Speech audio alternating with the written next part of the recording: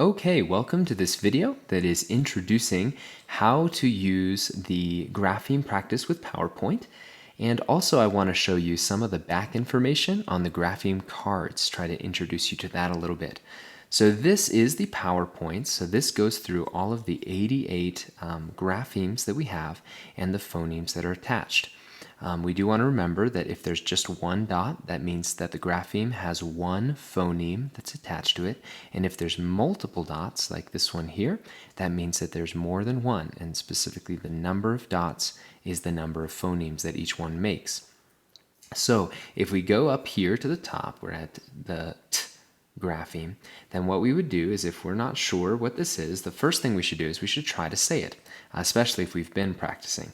If we're not sure though, we can go here. Now this is a great tool for students to use.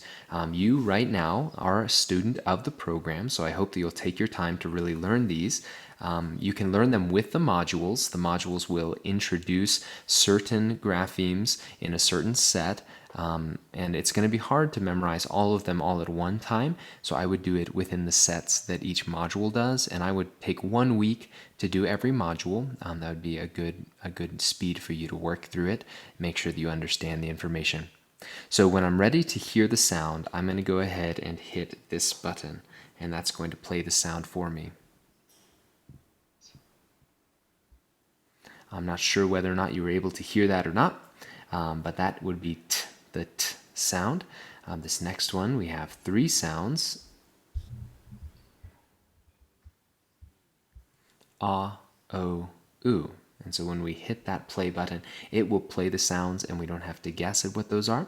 Now you will notice that these do not have the back information on them. These are simply to look at the grapheme and to practice saying the sounds. That is all that this PowerPoint is to be used for. It does not show you any visual cues other than the grapheme itself, and then you can listen to what it is with this. So that's the grapheme practice with PowerPoint. Then I want to look at a couple of our grapheme cards. So I have the PDF right here. So this is the front side of the card. This is what you would show students. And we remember not to cover up our dots, not to cover up our grapheme when we show the students. And so do you know what this is? This is K. Okay, and if we were to look on the back side of that grapheme card, it would look like this.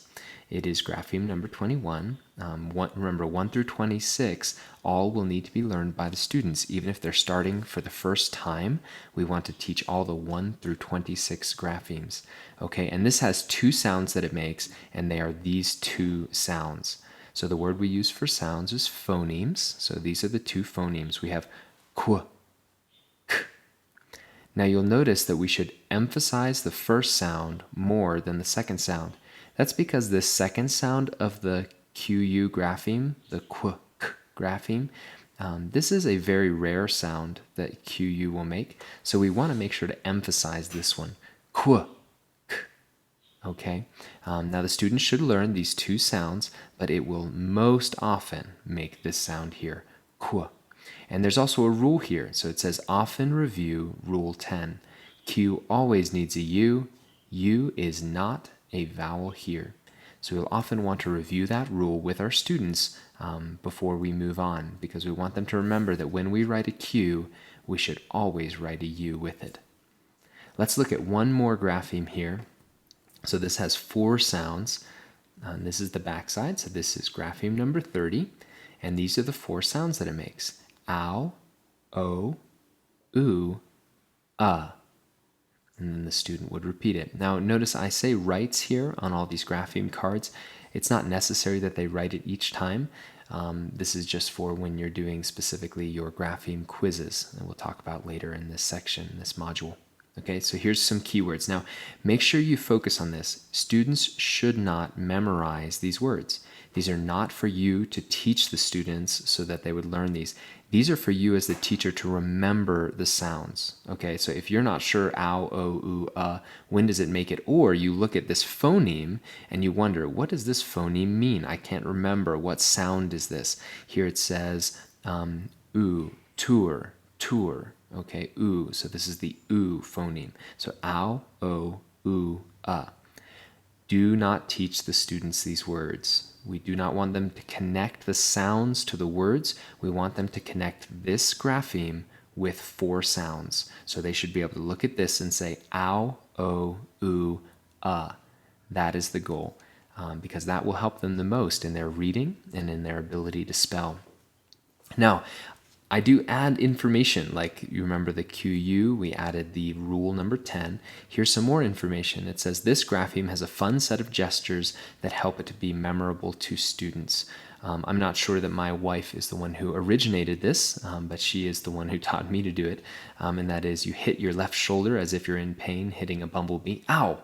And then you look at the hand as if you're seeing the bee and interested, oh!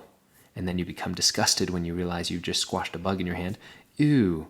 Now don't say ew, ew. Some students like to say ew because they're trying to overemphasize this disgust. Make sure you're saying ooh, ooh, and then shake your hand as if you're trying to get the bee off. Okay, ow, oh, ooh, And the kids really like to do this. And then I did emphasize here, make sure the third sound does not sound like ew, it sounds ooh in tooth, ooh, ooh, ooh.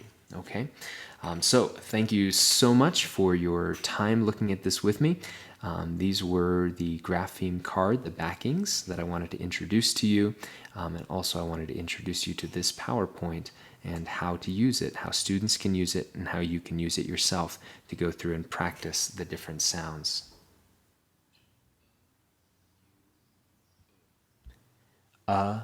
U,